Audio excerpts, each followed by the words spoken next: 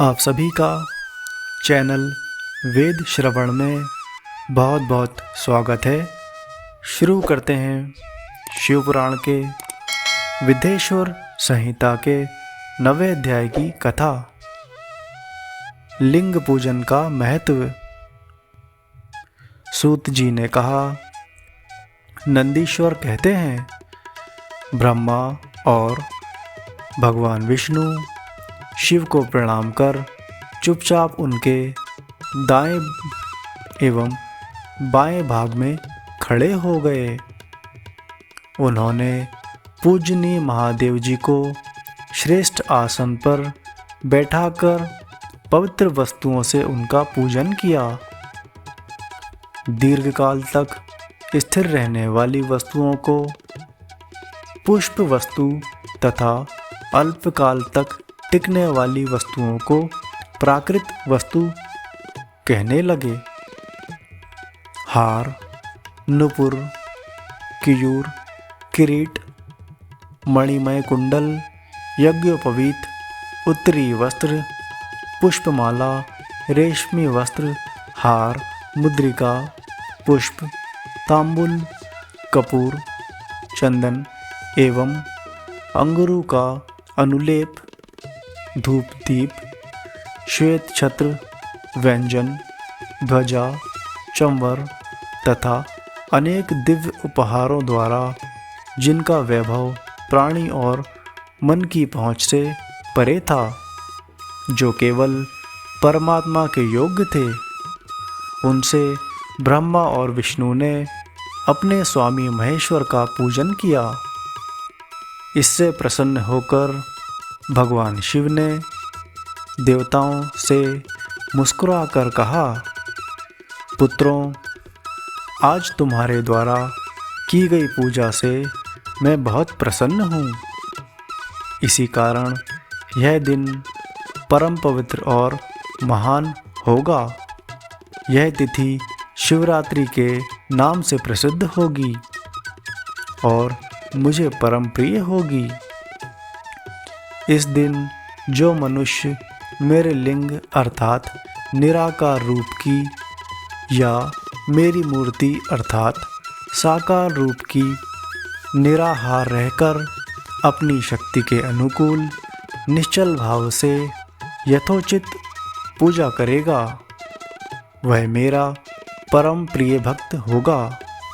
पूरे वर्ष भर निरंतर मेरी पूजा करने पर जो फल मिलता है, वह फल शिवरात्रि को मेरा पूजन करके मनुष्य तत्काल प्राप्त कर लेता है।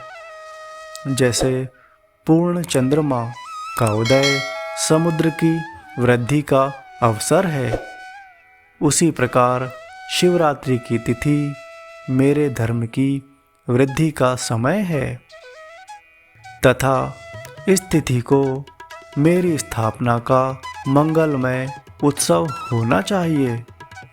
मैं मार्गशीर्ष मास में आर्द्र नक्षत्र से युक्त पूर्णमासी या प्रतिपदा को ज्योतिर्मय स्तंभ के रूप में प्रकट हुआ था।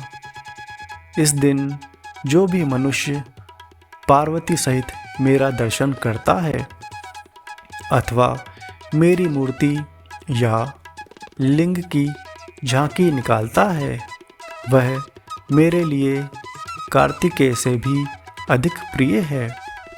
इस शुभ दिन मेरे दर्शन मात्र से पूरा फल प्राप्त होता है।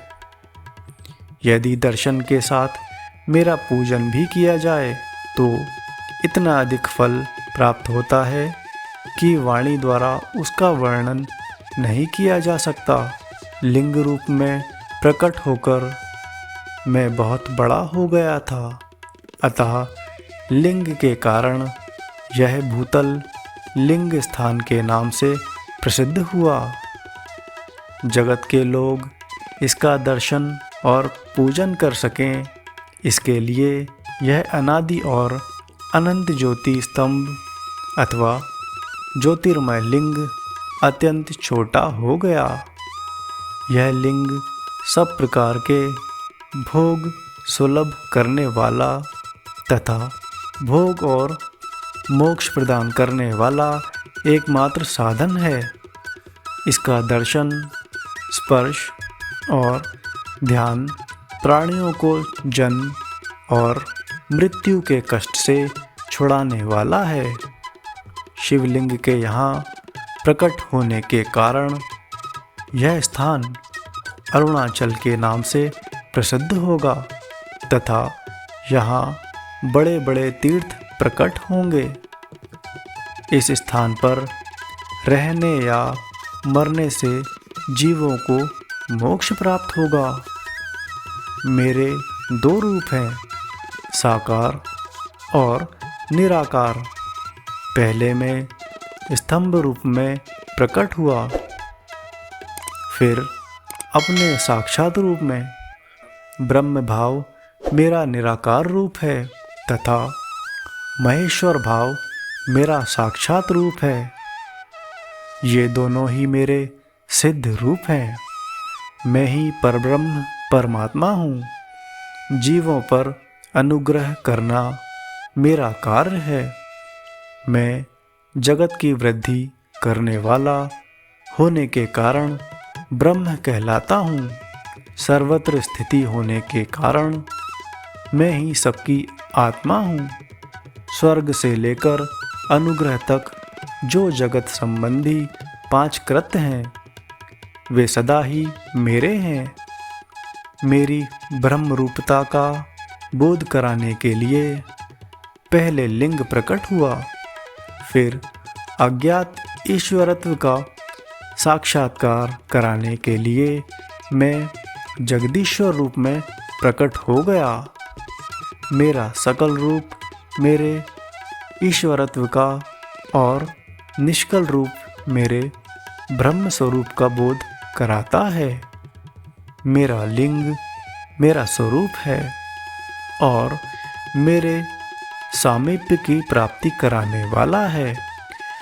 मेरे लिंग की स्थापना करने वाले मेरे उपासक को मेरी समानता की प्राप्ति हो जाती है तथा मेरे साथ एकत्व का अनुभव करता हुआ वह संसार सागर से मुक्त हो जाता है।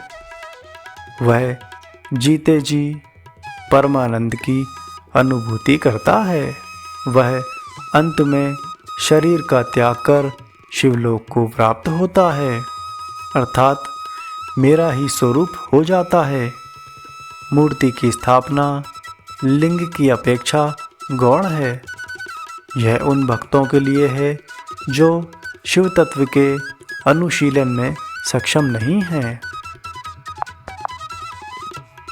तब सूत जी कहने लगे, आगे की कथा का वर्णन अगले 10वें अध्याय में मिलता है।